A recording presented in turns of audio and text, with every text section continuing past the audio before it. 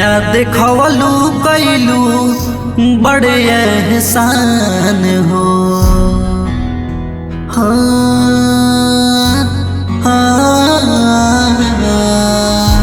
दुनिया देखवलू कैलू बड़े एहसान हो।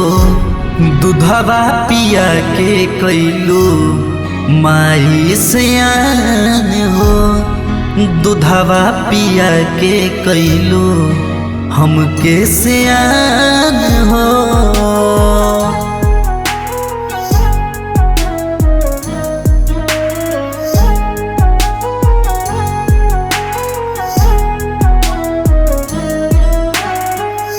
खाली पेट रह के तू त हमके खियलो।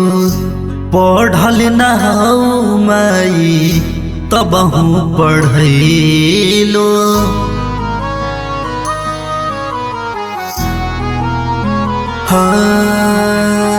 खाली पेट रह के तू त हमके खियलो।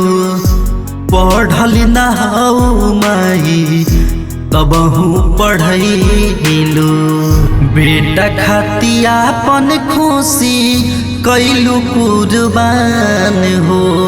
बेटा खाती आपन खुशी कैलू कुर्बान हो। दूधवा पिया के कैलू हमके सियान हो। दूधवा पिया के कैलू हमके सियान हो।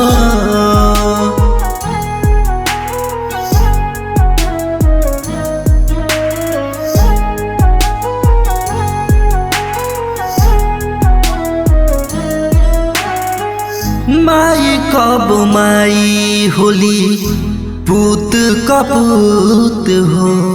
बेटा खाती माई भलही भूल जाली भूत हो।